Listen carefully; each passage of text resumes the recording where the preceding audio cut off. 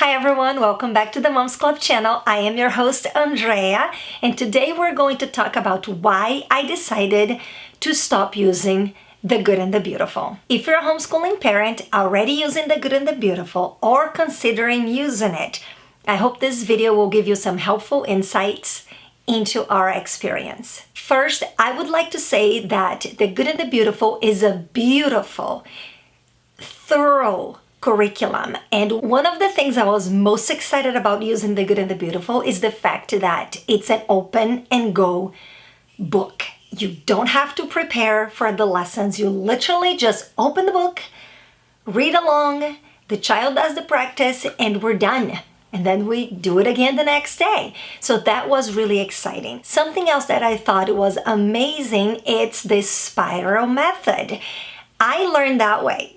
My brain just loves the repetition, loves small doses of information with increments, so I figured we would be using like a scaffolding method where one class, one understanding of a lesson leads to the next and the next and the next. But what works for one person will not necessarily work for somebody else. And that's the beauty of homeschooling, right? Especially the freedom to see what works, what doesn't work, and the ability to just change it if it doesn't work or pivot and try to make it work. Why the good and the beautiful didn't work for us? There are a few reasons why the good and the beautiful didn't work for us.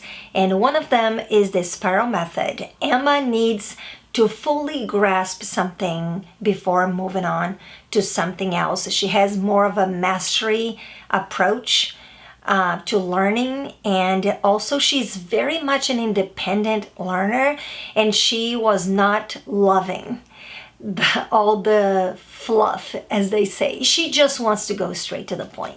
She loves to read books, but she didn't want the lesson itself to be a storytelling. She would be like, okay, I got it. Let me just do the lesson. Let me just do the practice. Especially with math. Math was really hard because there was a lot of talking and she just wanted to get to the problems. She just wanted to solve them and move on and be done with it. Then there's the fact that it is a religious curriculum. I have more of a secular approach to education, and I would like to keep it that way. So that was another reason that I decided to move on from the good and the beautiful, although that was a secondary reason. That wouldn't be something that would completely stop me. In all honesty, I would have gladly continued using the books if they had worked for Emma, and we would just have conversations around whatever it is that they're teaching and make that work for the values and our reality if at any point something didn't seem to align with what I believe in. And lastly, the booster cards. They were a drag.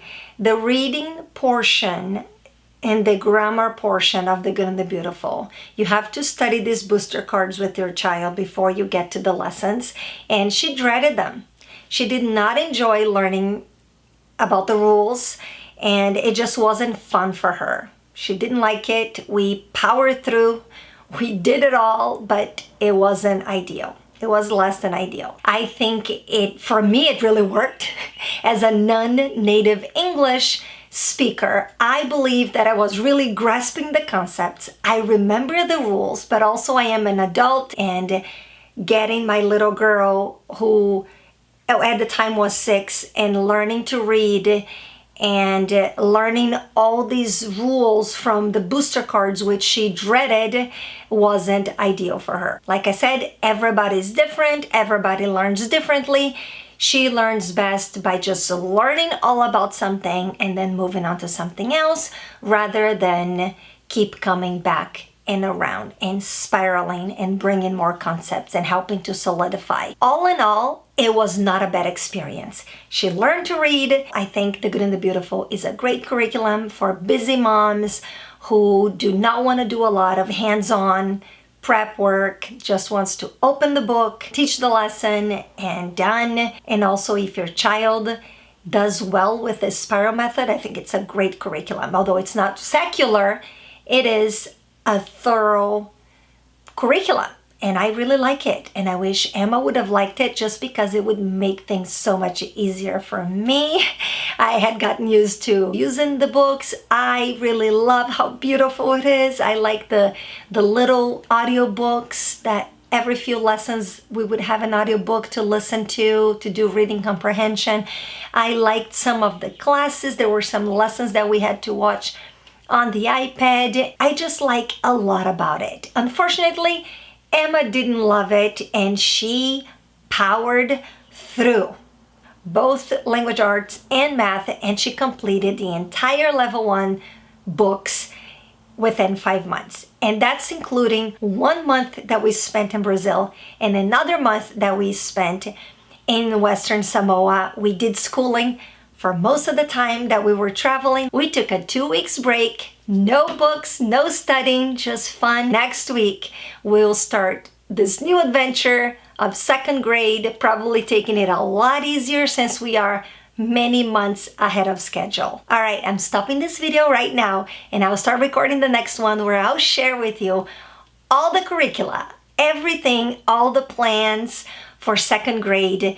And we're actually joining a co-op, so I'm excited to try that out. And if you want to know what we'll be switching to moving forward for 2nd grade, make sure you subscribe to the channel, turn on the notification bell, like this video, tell me what curriculum you're using right now, if it's working for you. If you're looking into something else, let's start a conversation. I want this to be a community where we share, learn, and grow with one another. Thank you so much for being here, and I'll see you next time. Ciao, ciao.